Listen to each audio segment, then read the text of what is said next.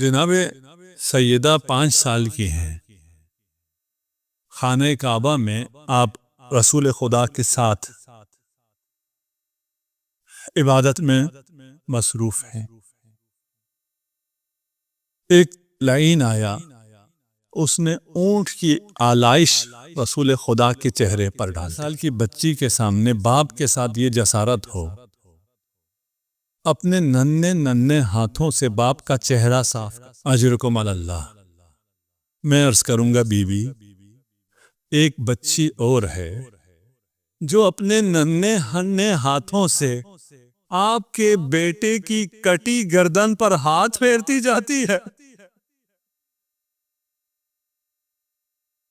اور رو رو کر کہتی ہے من الذی قطع وریدک، بابا آپ کی گردن کی رگوں کو کس نے کاٹ ڈالا؟ رسول خدا کو جلال آیا اور سیدھا ابو طالب کے پاس آئے اور فرمایا عمی من انا انسبنی، چچا بتائیے میں کون ہوں، میری آپ سے نسبت کیا ہے؟ فرمایا کیا ہوا؟ واقعہ بیان کیا۔ حضرت ابو طالب نے شمشیر نکالی، 40 بنی ہاشم کے جوانوں کو لیا اور وہاں جا کر ان تمام 70 کے 70 جو قریش کے سردار بیٹھے تھے ان کے چہروں پر آلائش کو مل دیا۔ یہ واقعہ بی بی دیکھ رہی ہیں کہ ابو طالب نے کس طرح اس واقعے کو برداشت نہیں کیا۔ ایک اور واقعہ ہوتا ہے، اب یہ بچی 5 سال کی نہیں 18 سال کی ہے اور گھر آ کر کہتی ہے یا ابن ابی طالب، ابو طالب کے فرزند، میرے بابا کے تو چہرے پر آلائش لگی تھی، ظالم نے میرے چہرے پر تماچے مارے۔ ابو طالب کا بیٹا کہہ کے پکارا، لیکن مولا کیا کریں، آپ کے بابا نے ہی صبر کی تلقین کی ہے، میں تلوار نہیں اٹھا سکتا۔ فرمایا یا علی پھر ان لوگوں کو میرے جنازے پر نہ آنے دینا۔ کتنا مشکل ہے امیر المومنین کے لیے، کتنا مشکل ہے حسنین کے لیے، اپنی نگاہوں کے سامنے اپنی ماما کو مرتے دیکھ رہے ہیں۔ امام جعفر صادق فرماتے ہیں سارت کل خیال، اتنے ستم ہوئے بی بی پر کہ ایک شبح رہ گئی۔ بچوں کے لیے کتنا سخت تھا، دوڑ دوڑ کر قبر نانا پر جاتے تھے اور دعا کرتے تھے خدایا تجھے واسطہ ہے قبر رسول کا، ہماری ماں کو شفا عنایت کر، ہماری ماں بہت مریض ہے، ہماری ماں کا پہلو شکستہ ہے۔ جب دعا کر کے حسنین پلٹے ہیں، دیکھا جناب سیدہ سو رہی ہیں، کہا اسماء یہ ہماری ماں کے سونے کا وقت نہیں تھا، کاش اسماء نے نہ کہا ہوتا، کہا شہزادو ان امتکما لیست نائمہ قد فارقت الدنیا، فاطمہ اب اس دنیا میں نہ رہی۔ حسن و حسین نے لاش مادر پر اپنے آپ کو گرا دیا، بین کرنا شروع کیا۔ اسماء نے کہا شہزادو جاؤ جا کر علی کو خبر کرو۔ شہزادے جب نکلے اور ماں کی قبر ماں کی لاش کو چھوڑ کر آ رہے ہوں اور گریہ کرتے ہوئے جا رہے ہیں، شہزادوں کا گریہ سنا، اصحاب مسجد سے نکلے، علی مسجد سے نکلے، پوچھا کیوں گریہ کرتے ہو؟ کہا ہماری ماں ہمیں چھوڑ کر وقع علی بوجہی، علی اپنے چہرے کے بل زمین پر گرے.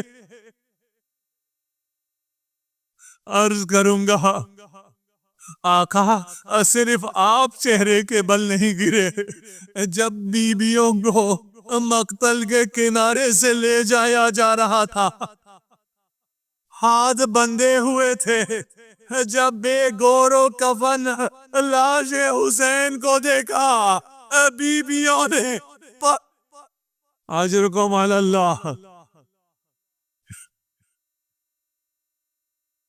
بس مجلس مصاب ہو گئی، جنازہ تیار ہوا. میں اس سے زیادہ نہ پڑھ سکوں گا کہ کس طرح علی نے اس جنازے کو رات کی تاریکی میں غسل دیا. یہ تو اچھا تھا کہ رات کی تاریکی تھی اور اس تاریکی میں غسل دیتے دیتے علی کی چیخ بلند ہوئی اور فرمایا اما لیلی فمسحات، آج کے بعد علی کبھی چین کی نیند نہیں سوئے گا. اجرکم علی اللہ. امام جعفر صادق سے کسی نے پوچھا کہ وہ کیا ہوا تھا رات کی اس تاریکی میں، علی نے ایسا کیا منظر دیکھا؟ امام نے فرمایا ایک تو بازوؤں پر تازیانوں کے نشان دیکھے اور دوسرا شکستہ پہلو دیکھا. جانتے ہو اگر ہاتھ کی ہڈی ٹوٹ جائے تو جب تک ہاتھ ہلایا نہ جائے درد نہیں ہوتا، لیکن اگر پہلو شکستہ ہو ہر سانس پر تکلیف ہوتی ہے. علی کو یہ بات کبھی چین کی نیند نہ سونے دیتی. زہرا ہر سانس میں.